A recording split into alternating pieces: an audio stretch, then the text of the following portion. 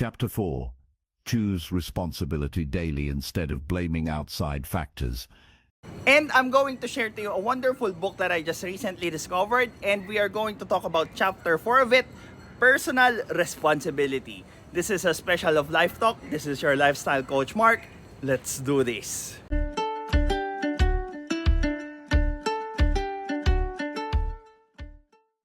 Taking responsibility daily instead of blaming outside factors is one of the strongest choices you can make if you want to change the direction of your life. Most people waste years looking for someone to point at when things don't work out.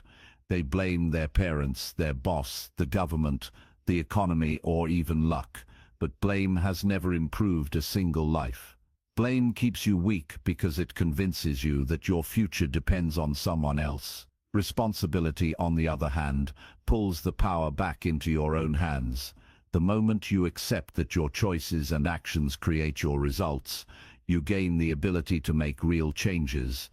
And this is one of the weaknesses of many Filipinos.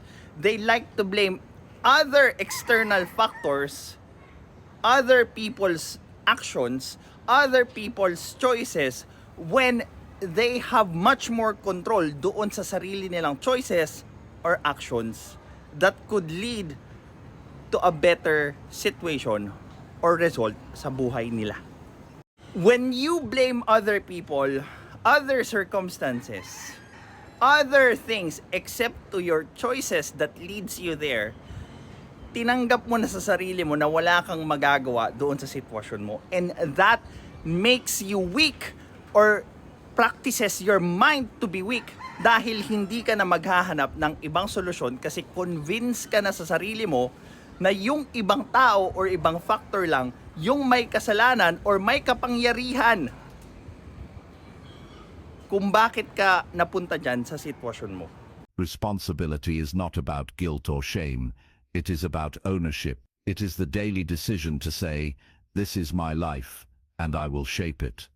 When you blame, you hand your future over to outside forces. You tell yourself that until those forces change, nothing in your life can improve. But what if they never change? Ito yung tragic dito. Maraming tao yung nakatali yung pagbabago or pagganda ng sitwasyon nila sa iba or outside forces na wala silang kontrol. Tulad ng ibang tao, pamilya, gobyerno, ekonomiya, malas, swerte, at kung ano-ano pa. Hindi ibig sabihin nun, kung wala kang kontrol doon sa hinihintay mo, paano yun pag hindi sila nagbago? Paano yun pag hindi sila nag-improve? Di forever ka na lang mananatili doon sa sitwasyon mo.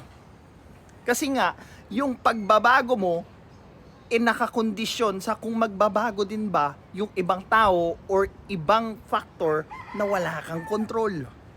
Diba?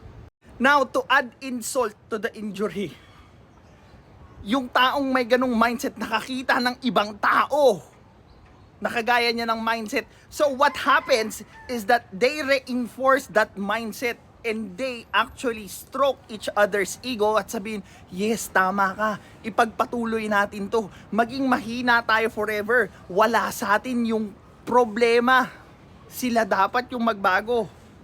Hanggang sa tumanda ka na lang, wala ka pang na-improve sa buhay mo. Kahihintay magbago nung mga hinihintay mong magbago.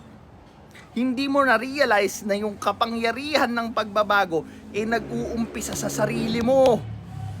Now, to make it more serious, yung blaming kasi, it feels good.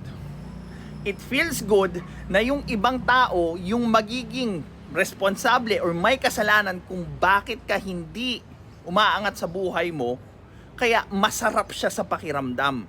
And yung comfort na binibigay nung blaming, yung nagpapastay doon sa tao sa ganong mentalidad, sa ganong kahinaan, sa ganong sitwasyon. Bakit ka nga naman aalis doon sa pagiging mahina? Biruin mo, pag sinisi mo yung ibang tao, yung ibang circumstances, sila yung kailangan magbago, hindi ikaw. So ikaw, magiging reklamador ka lang, magiging entitled ka lang doon sa pagbabago na dapat gawin ng ibang tao, kaya it feels good. It feels good na maging mahina. It feels good na sisihin yung ibang tao. Then your life never moves forward. That is why blaming is so dangerous. It locks you in place. Taking responsibility frees you from that trap. It tells your mind that improvement is possible because you can choose different actions. Every day, in small and big ways, you decide whether you will accept responsibility or give it away. And those daily decisions shape the course of your life more than any circumstance ever will. The psychology of blame is simple but destructive. When you shift responsibility onto others, you feel temporary relief because you no longer carry the weight of failure. But that relief comes with a cost. You also lose control over your ability to create change.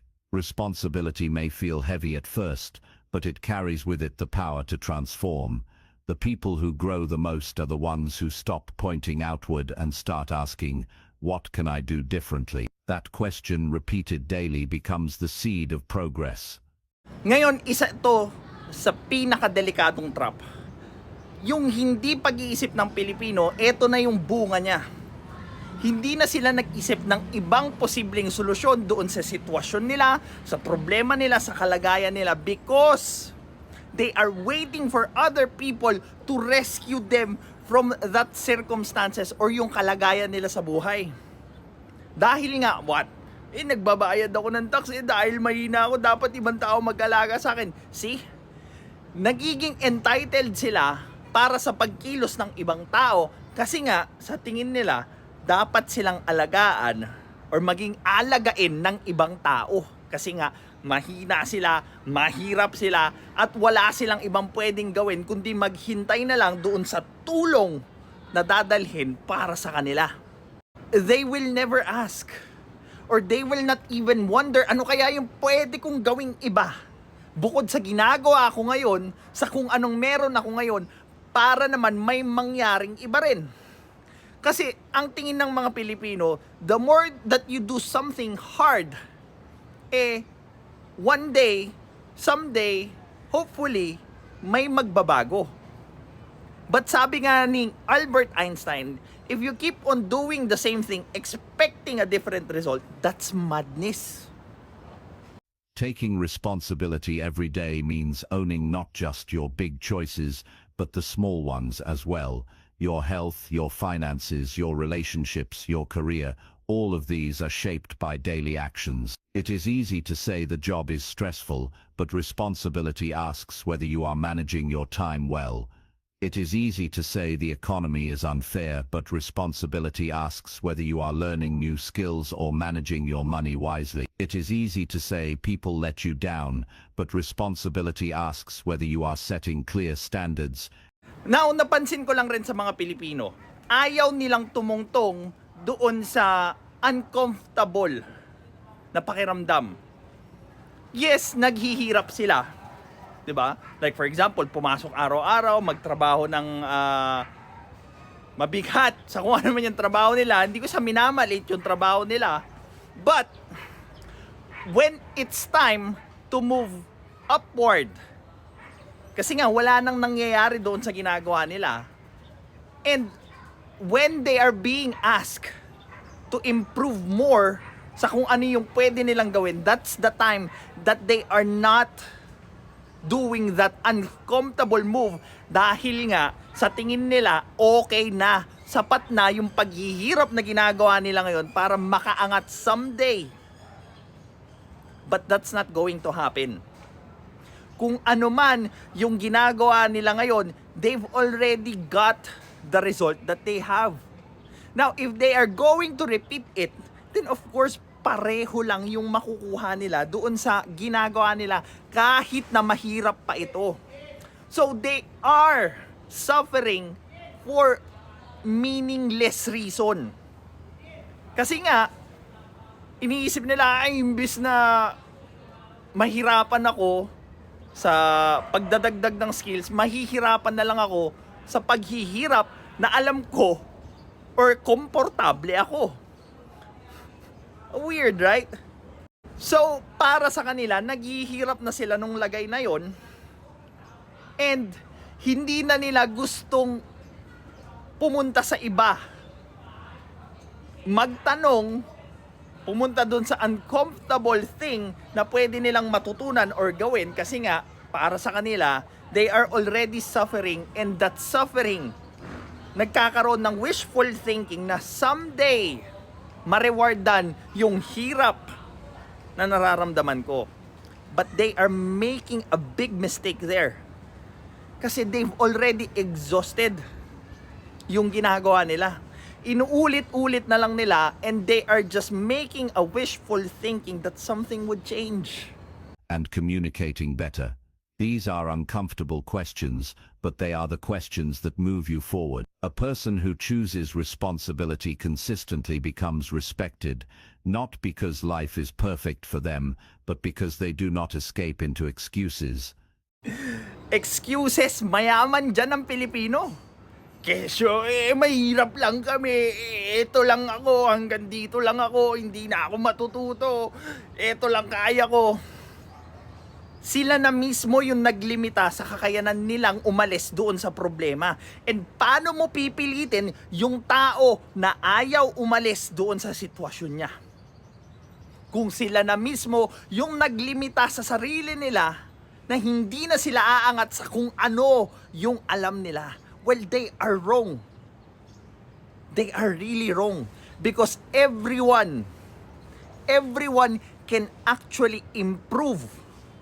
Kailangan lang nilang gustuhin at gawan ng paraan yung improvement na yun.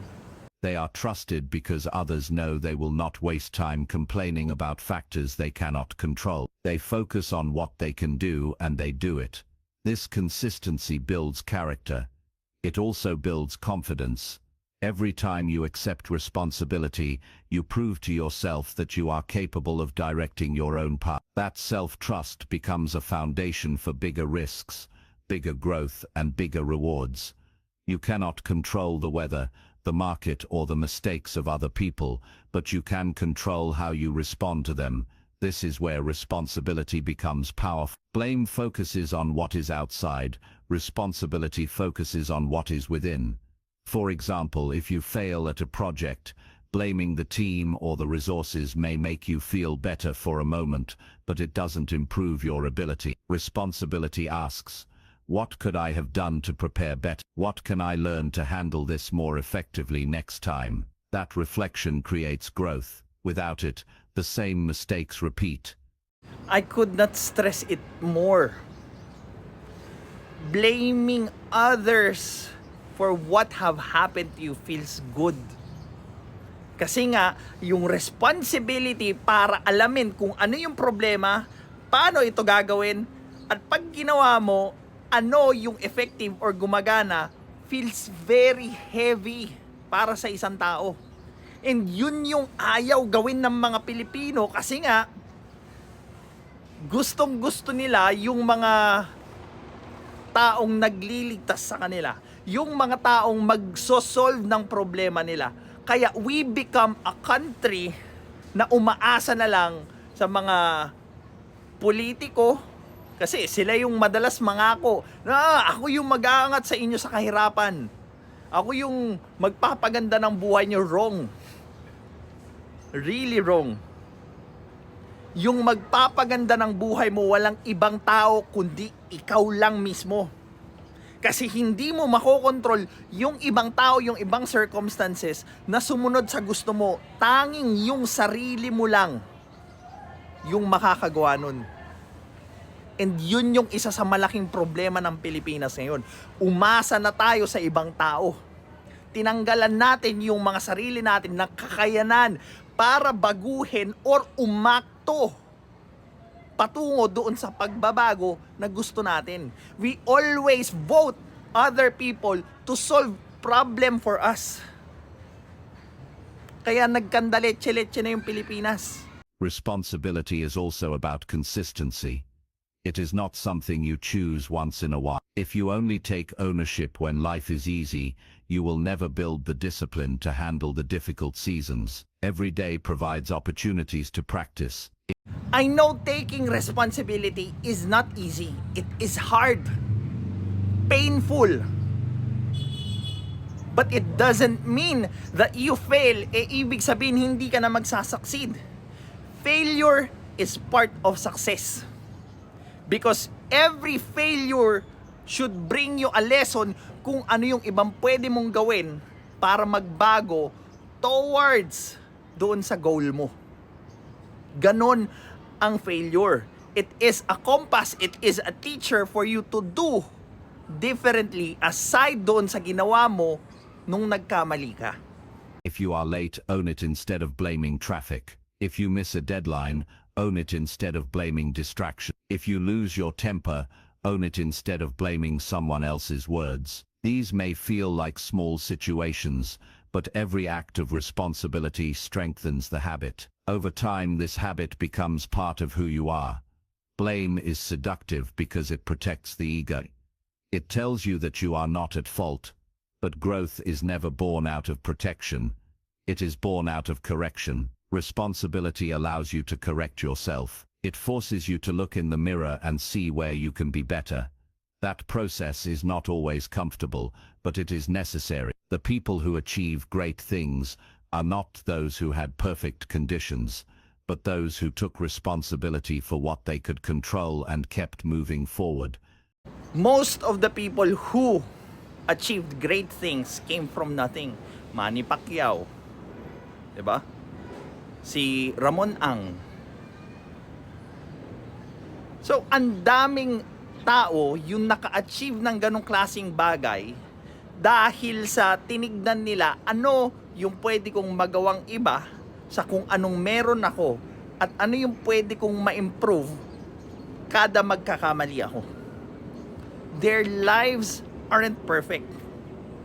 They are, or they've experienced a lot of setbacks, and yet they learn from those setbacks and ginamit nila yung natutunan nila doon para magbago sila towards doon sa success na kung anong meron sila ngayon.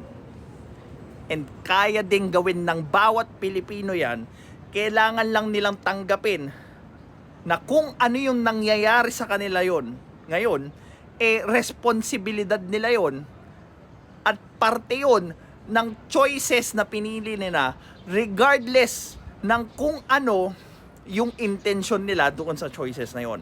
Always keep in mind that your intentions might be good, but you should change in accordance to the result of those actions that you've done. Well, this is Pinoy Extreme, your lifestyle coach, Mark. Thank you.